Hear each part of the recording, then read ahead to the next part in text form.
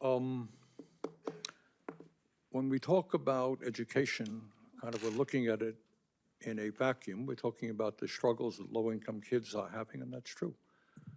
But Mrs. McMahon, you are also aware that in America we have more income and wealth inequality than we've ever had before. You are aware that we have the highest rate of childhood poverty of almost any major country on earth. You are aware, I suspect, that teachers are dealing with kids who are literally homeless, kids who come from dysfunctional families where there is violence. Does it concern you in America that we are living in a society where the people on top are doing phenomenally well, while 60% of Americans are living paycheck to paycheck? And how do you think that impacts our educational system? Thank you very much, Senator, for that question.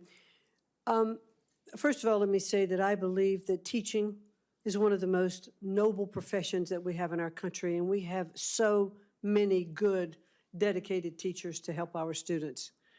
I do think that we are trapping students often in low-performing schools, and that's why the president has such a strong policy towards school choice. But you will agree, I don't mean to interrupt you, but you will agree that you can't just look at education.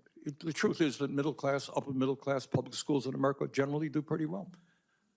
But if you are homeless, if you were a homeless person and you had kids, the odds of your kids doing pretty well, and I'm just asking you, what do you think about the massive level of income and wealth inequality, the fact that we have the highest rate of childhood poverty? Is that something you think you might want to pay attention to? Well, certainly, Senator, I do believe that we want to make sure that every child in our country has the opportunity to have equal access to a quality education. And the Department of Education really is not setting economic policy in the country. Well, we should focus on educating our children, and we should focus on it at the local level. Let me ask you this. You mentioned correctly that we have many great teachers in America, right? Yes. If you as a businesswoman wanted to attract the best and the brightest, would you be starting them off after they leave school, maybe $50,000, $60,000 in debt with salaries of $35,000 or $40,000? Or would you say, we respect, you talked about teaching being the noblest profession. I agree with you. Would you agree with me, support my legislation that says no teacher in America should earn at least $60,000 a year? Well, certainly the pay to teachers is up to the states where those teachers reside. I do believe we should pay our teachers fairly. They spend so much time with our students, and they should be well compensated for their job. Paying them fairly, nobody in the world will disagree with you. I mean, the question is, if teaching is a noble profession, if teaching is an important profession, you know, should we be paying them salaries commensurate with the value that of the work that they are doing? So I'm asking you a simple question. Would you recommend to states, as the leader of education in America, that teachers at least make $60,000 a year?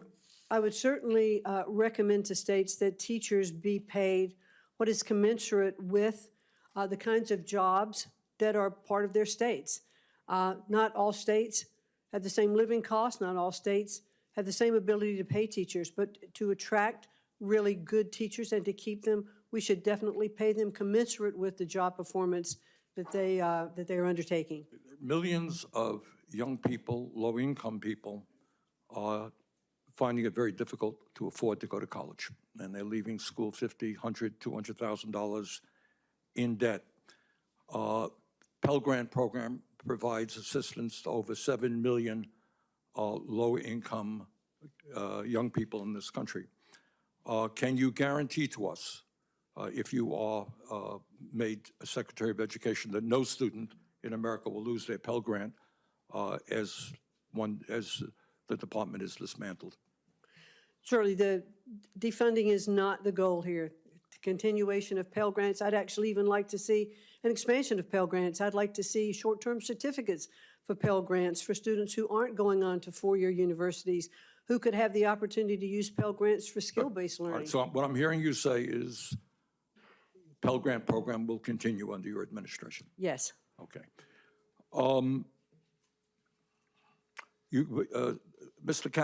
Senator Cassidy asked you an important question, and that is, do you agree, and let me just once again get your feelings on this, that if there is a movement to abolish the Department of Education, it has to go through the United States Congress? Yes, it is set up by the United States Congress, and we work with Congress. It clearly cannot be shut down without it. Good. Thank you.